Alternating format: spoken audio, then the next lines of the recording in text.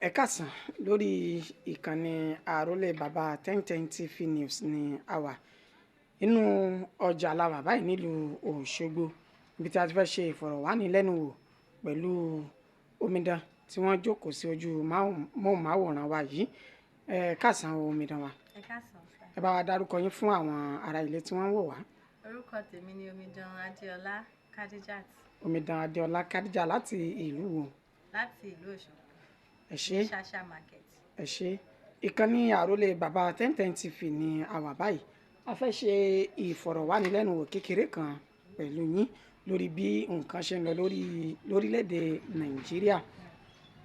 Ẹ̀yin gẹ́gẹ́ bí ọmọ orílẹ̀‐èdè Nàìjíríà, kí ni ẹ lè sọ pàápàá jùlọ nípa ètò ìjọba èyí tó wà lóde lọ́wọ́lọ́wọ́ báyìí nípa ọrọ̀ ajé àti ètò ààbò orílẹ̀‐èdè yìí? Ẹ ṣé olóòtú. Ṣé rí kọ́lọ́hún kó ṣàánú wa ní kọ́ńtírì yìí. Àmín. Àkọ́kọ́ gbogbo nǹkan tó ń ṣẹlẹ̀ ní kọ́ńtírì yìí díẹ̀ lọ́wọ́ ìjọba púpọ̀ lọ́wọ́ àwọn ará ìlú náà. Tọ́. Àkọ́kọ́ náà àwọn ìjọba wa kọ́lọ́hún kó ṣàánú wa lọ́wọ́ àwọn ìjọba wa. Àṣẹ. Ètò ààbò ló yẹ kó ṣe pàtàkì jù lórílẹ̀‐èdè yìí. Bá a ṣe ń pariwo pé ata wọn, igbá wọn, gbogbo nǹkan wọn, a lè sọ pé gbogbo ẹ̀ náà ìjọba ni. Àwọn àgbẹ̀ wọ́n bẹ̀rù àti dá oko, kálukú bẹ̀rù àti jáde nítorí kí wọ́n má bàa jí wọn gbé. Tó bá ṣe ń pé ètò ààbò wà bó ṣe yẹ kó wà ní, kò ní sí pé à ń gbé ni lọ́tún à ń pani lósì. Àwọn àgbẹ̀ ò lè lọ sóko láti dá oko bọ́n ṣe ń dá oko tẹ́lẹ̀. Àwọn nǹkan tó ń pèsè fún àwọn àgbẹ̀ láti dá oko sí kò tó nǹkan tó ń fún wọn tẹ́lẹ̀. Ọ̀pọ̀lọpọ̀ ń bẹ̀rù àti wọgbó torí kó má bàa gbé wọn tàbí kí wọ́n má bàa pa wọn sínú igbó. Ohun tó jẹ́ kí nǹkan ó tún fi dàbí pé ó le koko nìyẹn. Èyí tó dàbí pé ráìsì ó wọ́n àbí bákan. Àkọ́kọ́ náà àwọn ìjọba orílẹ̀-èdè yìí tó bá ṣe pé wọ́n fi ọwọ́ sowọ́pọ̀ papọ̀ mọ́ àwọn ará ìlú ó ṣeé ṣe kó má rí bẹ́ẹ̀. Ṣùgbọ́n ọ̀pọ̀lọpọ̀ àpò ara wọn ni wọ́n dùn.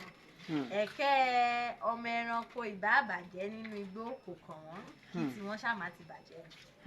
Tó bá ṣe pé bí wọ́n ṣe ń dun àpò ara wọn ni wọ́n ń dun àpò ará ìlú ó ṣeé ṣe kó má le koko tó báyìí. Àsìkò yìí kò sẹ́ni tí ó mọ̀ ó le kódà tí nǹkan míì bá wà lẹ́yìn pé ó le ó yẹ ká sọ bẹ́ẹ̀. Ṣùgbọ́n kálukú ń gbìyànjú sọ́tún gbìyànjú sósì láti lè rí ọwọ́ mú lọ sẹ́nu. Ẹ ṣé. Kọ́lọ́hún ṣàánú. Àṣẹ. Ẹ ṣé ẹ kú ohùn ní àti àárọ̀.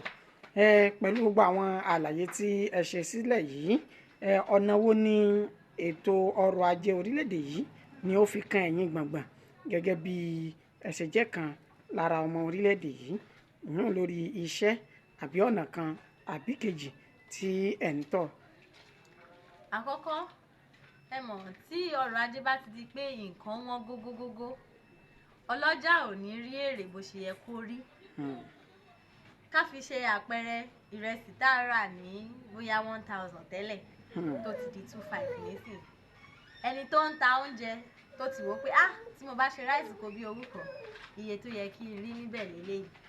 Ẹni bá ṣe ráìsì kó bí owó méjì iye tó yẹ kí n rí níbẹ̀ lélẹ́yìí. Tí ó wá di pé ráìsì di 25 nísìnyìí nǹkan tó máa rí ò lè tó nǹkan tó ti ń rí tẹ́lẹ̀.